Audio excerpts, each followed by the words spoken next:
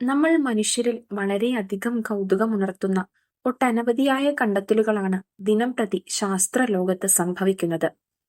അത്തരത്തിൽ വളരെയധികം ചർച്ചാവിഷയമായൊരു പ്രതിഭാസമാണ് ഇരട്ട വിരോധാഭാസം അഥവാ ട്വിൻ പാരഡോക്സ്. ഇരട്ട വിരോധാഭാസം എന്നത് സ്പെഷ്യൽ റിലേറ്റിവിറ്റിയിലെ ഒരു ചിന്താ പരീക്ഷണമാണ്. അത് ടൈം ഡൈലേഷന്റെ ഫലങ്ങൾ വ്യക്തമാക്കുന്നു. ഇതിൽ രണ്ട് ഇരട്ടകൾ ഉൾപ്പെടുന്നു. ഒരാൾ ഭൂമിയിൽ നിൽക്കുന്നു, മറ്റൊരാൾ വളരെ ഉയർന്ന വേഗതയിൽ ബഹിരാകാശത്തിലൂടെ സഞ്ചരിക്കുന്നു. സ്പെഷ്യൽ റിലേറ്റിവിറ്റി അനുസരിച്ച് ഉയർന്ന വേഗതയിൽ സഞ്ചരിക്കുന്നയാൾക്ക് ഭൂമിയിൽ സഞ്ചരിക്കുന്ന ആളെക്കാളും പ്രായം കുറവായിരിക്കും. ഇത് ഒരു വിരോധാഭാസത്തിലേക്ക് നയിക്കുന്നു.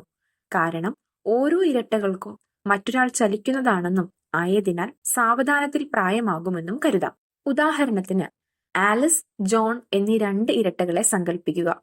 ഒരേ പ്രായക്കാരായ ഇരുവരിൽ നിന്ന് ജോണിനെ പ്രകാശവേഗതയിൽ സഞ്ചരിക്കുന്ന ഒരു സ്പേസ് ഷിപ്പിൽ കയറ്റി വിദൂര നക്ഷത്രത്തിലേക്ക് അയച്ചു. അതേസമയം ആലിസ് ഭൂമിയിൽ തുടരുകയാണ്. ജോൺ 10 പ്രകാശവർഷം അകലെയുള്ള ഒരു നക്ഷത്രത്തിലേക്ക് യാത്ര ചെയ്യുന്നു, അതായത് പ്രകാശത്തിന്റെ 80% വേഗതയിൽ. സ്പെഷ്യൽ റിലേറ്റിവിറ്റി അനുസരിച്ച് ഒരു നിശ്ചല നിരീക്ഷകനെ അപേക്ഷിച്ച് ഉയർന്ന വേഗതയിൽ ചലിക്കുന്ന ഒരു വസ്തുവിന് ടൈം ഡൈലേഷൻ സംഭവിക്കുന്നു.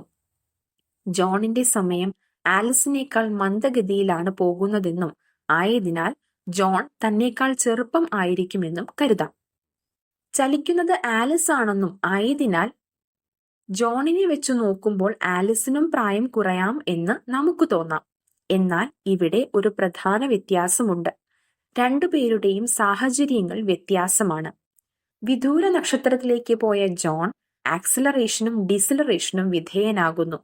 അതേസമയം ആലിസ് ഒരു നിശ്ചിത റെഫറൻസ് ഫ്രെയിമിൽ തുടരുകയാണ്.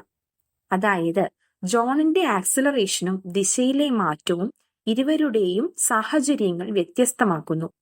ഇത് ജോണിന്റെ സമയം മന്ദഗതിയിലാണെന്ന നിഗമനത്തിലേക്ക് നയിക്കുന്നു. അതായത് ജോൺ ഭൂമിയിലേക്ക് തിരിച്ചെത്തുമ്പോൾ ആലിസിന് 10 വയസ്സാണെങ്കിൽ ജോണിന് 6 വയസ്സ് മാത്രമേ ഉണ്ടാകൂ. അതായത് ട്വിൻ പാരഡോക്സ് യഥാർത്ഥത്തിൽ ഒരു വിരോധാഭാസമല്ല.